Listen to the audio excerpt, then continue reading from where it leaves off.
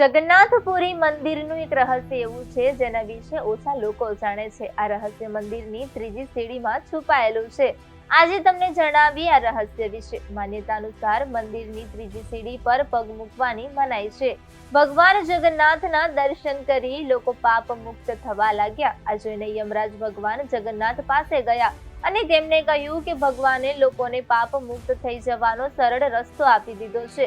લોકો ભગવાનના દર્શન કરી પાપ મુક્ત થઈ જાય છે અને યમલોક નથી જતા. યમરાજની વાત સાંભળી ભગવાન જગન્નાથે યમરાજને કહ્યું કે તેઓ મંદિરની ત્રીજી સીડીમાં સ્થાન ગ્રહણ કરે.